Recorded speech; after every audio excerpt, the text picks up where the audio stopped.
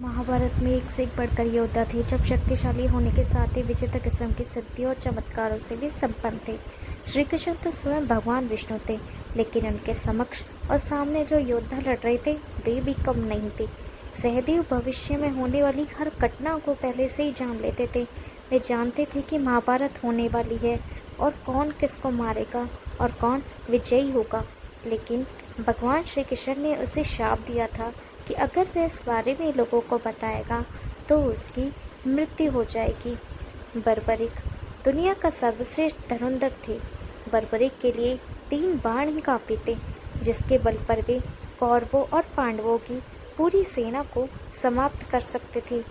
युद्ध के मैदान में भीम पौत्र बर्बरिक दोनों खेमों के मध्य बिंदु एक पीपल के वृक्ष के नीचे खड़े हो गए और ये घोषणा कर डाली कि मैं उस पक्ष की तरफ से लड़ूंगा जो हार रहा होगा। लेकिन श्री कृष्ण ने उसे भी ठिकाने लगा दिया। महाभारत युद्ध में संजय वेदादि विद्याओं का अध्ययन करके वे धृतराष्ट्र की राजसभा के सम्मानित मंत्री बन गए थे। आज के दृष्टिकोण से वे टेलीपैथिक विद्या में पारंगत थे। कहते हैं कि गीता का उपदेश 2 लोगों ने सुना, एक अर्जुन और दूसरा संजय। गुरु द्रोणाचार्य के पुत्र अश्वत्थामा हर विद्या में पारंगत थे।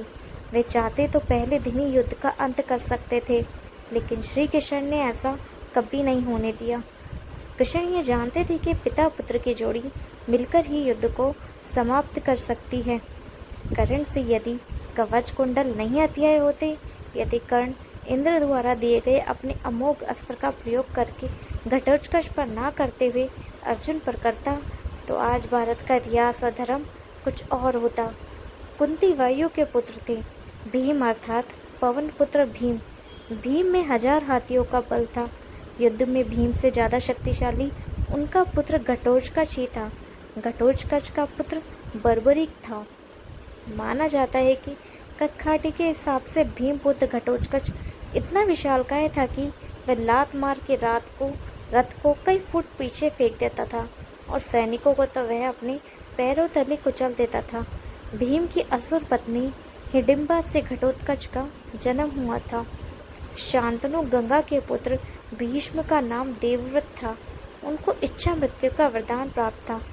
दुर्योधन का शरीर वज्र के समान कठोर था, जिससे किसी धनुष या अन्य किसी हथियार से छेदा नहीं जा सकता था, लेकिन उसकी जांघ श्री कृष्ण के छल के कारण ताकत ही रह गई थी।